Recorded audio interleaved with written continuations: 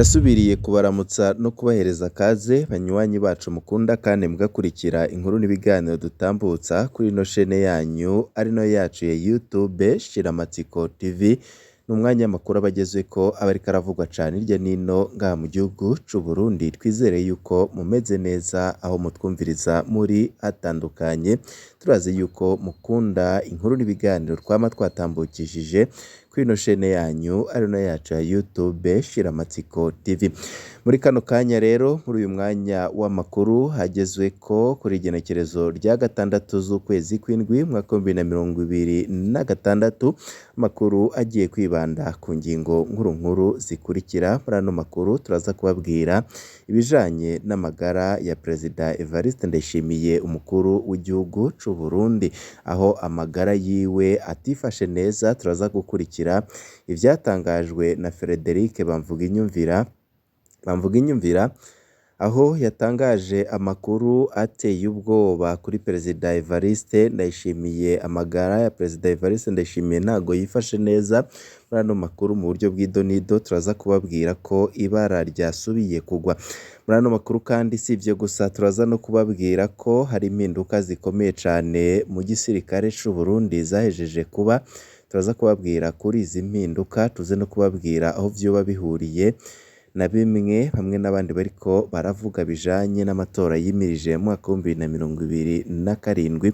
Muri ano makuru turaza kubigarukako. Si ivyo gusa kandi turaza no kugaruka ku kajagari kariko karavugwa mu biro vy'umukuru w'igihugu c'u Burundi Perezida Evariste Ndayishimiye, nga kajagari koba gatezwamwo n'umutambukanyi wiwe Angeline Ndayishimiye, aho ingingo nyinshi zoba zifatwa na Angeline Ndayishimiye hako zifatwa n'umukuru w'igihugu kuri ubu ngubu. Bamwe mu bajenerali ndetse n'abandi bategetsi bakomeye cane bakaba bariko baribaza uko ugena igihugu c'u Burundi kigiye kugenda mu gihe Ndayishimiye yakongerwa ikindi kiringo mu mwaka uza, mu gihe bamuhaye igihugu maze akagiha umutambukanyi wiwe. None kuri ubu ngubu igihugu kikaba carapfuye.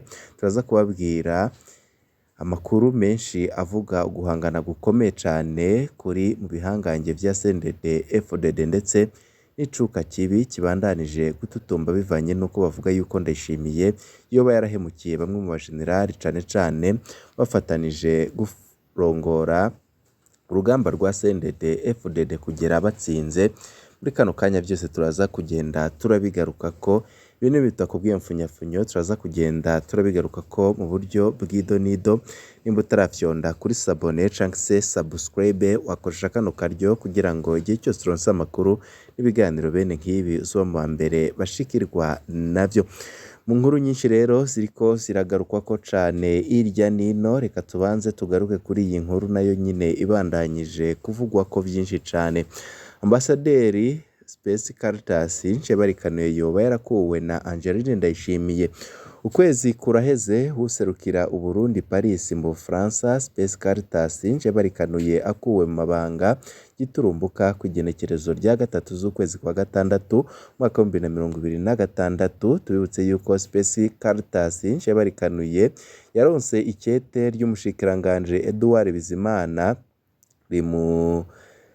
rimutegeka gusubira i Bujumbura ubutaraririye. Ico gihe yari yaraye yakiriwe n'umunyamabanga mukuru w'ishiramwe mpuzamakungu rihuza ibihugu bivuga ururimi rw'igifaransa Louise Mushikiwabo uturuka mu gihugu kibanyi c'u Rwanda. Benshi bibajije ko yoba yazize uwo mubonano, ariko Edouard Bizimana aherutse gusigura ko atarico yazize. Yavuze ko bisanzwe ko umukoresha ahamagara umukozi wiwe. Ikurwa rya Space Caritas Nshebarikanuye ryaratangaje benshi kuko yari hafi gukwiza amezi 3 gusa atanguye akazi. Ukwezi kurarumanye rero Ambasaderi Space Caritas Nshebarikanuye ahamagawe gutaha ubutaraririye, ariko kugeza ubu ntarataha, yoba yarahise ahunga. Hano tubasangiza ibyo tumaze kumenya ku ikurwa ry'uyu waserukira Uburundi. Ikurwa ryavuye mu biro vy'umukuru w'igihugu. Andi makuru twaronse mu masoko yacu mu biro by'umushikiranganji Edouard Bizimana aremeza ko atari we yakuye Ambasaderi Space Caritas Njebarikanuye mu biro vyiwe nyine. Bagira bati nimuronderere ahandi, hano ntituzi ico Ambasaderi Njebarikanuye yazize, nta makosa tumuzi ko muri uyu mwanya muto yari amaze. Itegeko ryo kumuhamagaza ryavuye hejuru, natwe ntimutubaze ivy'aya makuru.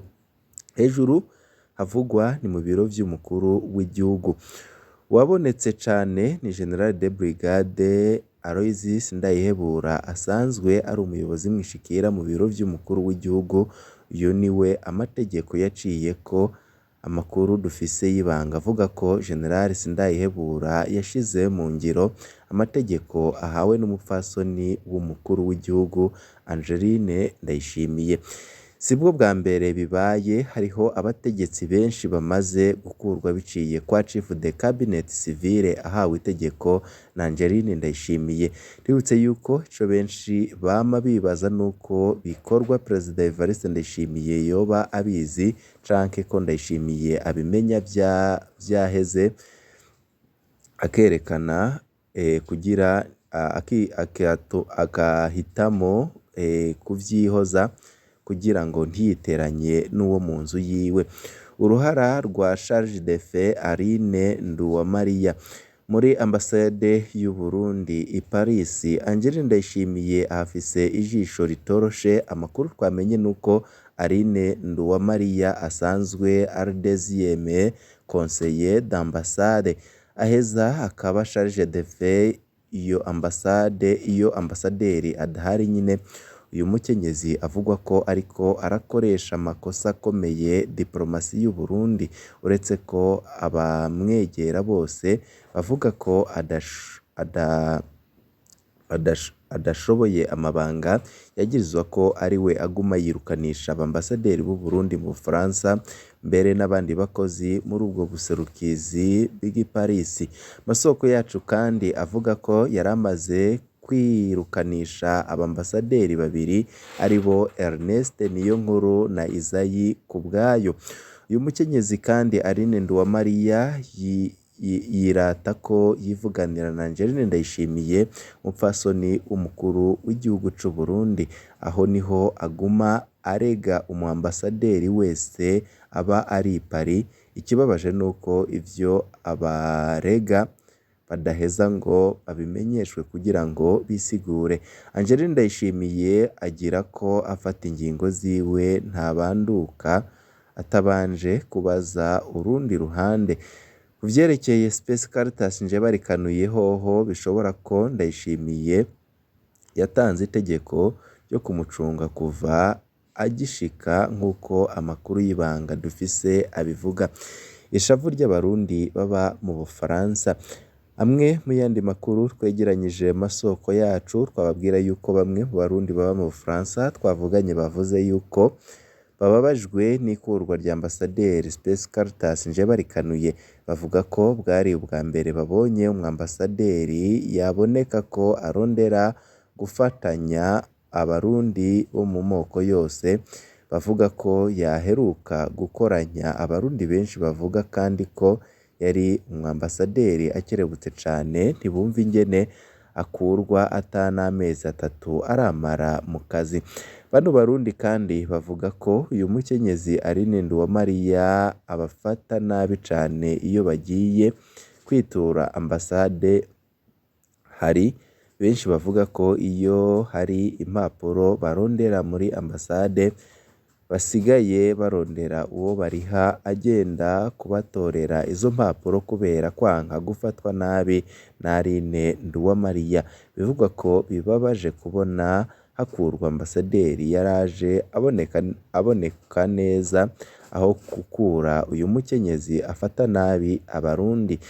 Tubibutse yuko Space Caritas Njebarikanuye yoba yarazize ibintu bikomeye cane. Yoba yarazize iki mu vy'ukuri? Kugeza ubu kino kibazo ntikigira inyishu, mu gihe no mu biro vy'umushikiranganje Edouard Bizimana batazi ico ambasaderi yazize. Benshi bibaza ko hari ikintu yoba yarabeshewe kijanye n'umubonano yagiranye n'umunyamabanga mukuru wa Francophonie Louise Mushikiwabo aturuka mu gihugu cibanyi c'u Rwanda azotaha canke afashe ingingo yo guhunga. Amakuru y'ibanga yandi twahejeje kumenya aravuga ko mu mwanya wa mbere Ambasaderi Space Caritas Njebarikanuye yari yiteguriye guca ataha vyihuse Bujumbura, ariko yoba yaciye arwara ukuguru. Mu nyuma yoba yararonse ubutumwa bumutera ubwoba buvuye kwa General Aloysius Ndayihebura amukarira bikomeye ku kuba atarataha, ibishobora kuba bituma Ambasaderi Njebarikanuye ashobora kwiyumvira kabiri mbere yo gutaha i Bujumbura. Iki kibazo kirahambaye ku kugene Uburundi butwawe muri kino gihe. Abategetsi barashobora gukurwa kubera insaku. Bigenda gute ngo abategetsi bahambaye bakurwe n'umupfasoni mukuru w'igihugu kandi atari we abajejwe? Uyu mukenyezi arakuza abashikiranganji, arakuza abayobozi bakuru mu bisata bitandukanye, arakuza abambasaderi, haratuma imigenderanire y'Uburundi y'umukuru w'igihugu n'umushikiranganji wa mbere itoroha, aratanga amategeko mu nzego z'iperereza. None vy'ukuri Uburundi butwarwa nande? Igihugu ntaho kiriko kiraja mu gihe gitwarwa gutya. Bamwe mu bajenerali ndetse n'abandi bategetsi bakomeye cyane baribaza kugene igihugu barwaniye kiriko kiratabayangwa na Ndayishimiye, bari bizeye yuko ashobora kugitunganya. Kuri ubu ngubu kikaba kigeze aho umwansi ashaka, aho kuri ubu ngubu ariko bariyegeranya bavuga yuko 2027 hako Ndayishimiye abandanya kwica igihugu bagomba kugifata maze bakagikura mu icuraburindi kirimwo, nubwo atari ibintu bigiye kuborohera mu gihe Ndayishimiye yahejeje gukora ibishoboka byose kugira ngo arwanye abo bose batamubona nk'uko abishaka. Hari amakuru y'ibanga avuga ukugene Ndayishimiye ariko arakora ibintu vyihutirwa kugira ngo atoneshe bamwe mu kubazamurira canke mu kubadugiriza amapete kugira ngo bazamufashe mu rugamba ariko ararwana.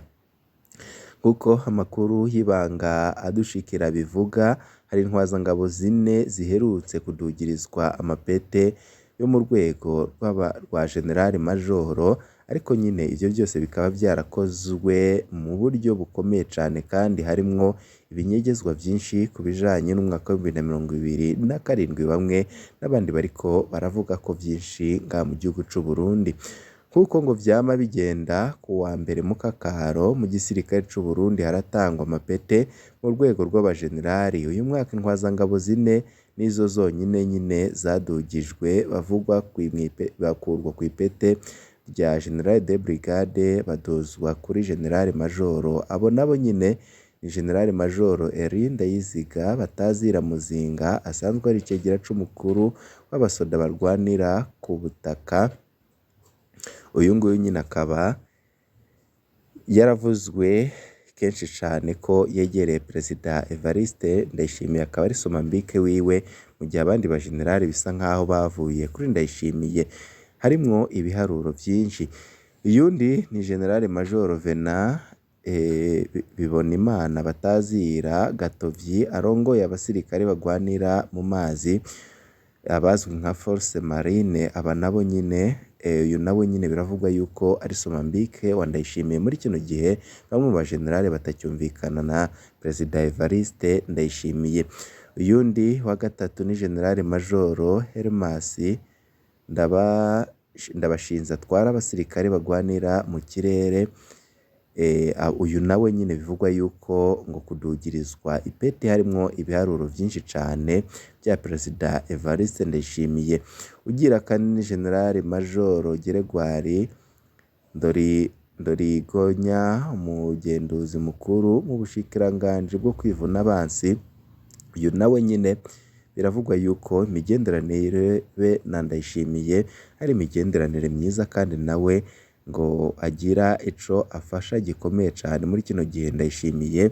Abandi bajenerali bari kuri iri peti aba bagiyeho basige bamukengera cyane, babazwa cyane n'ivyo ariko arakorera igihugu we n'umutambukanyi wiwe. Babiri ba mbere bahoze bagwanira mu kiroberi ca CNDD-FDD, abandi babiri bahoze mu gisirikare ca kera ex-FABU.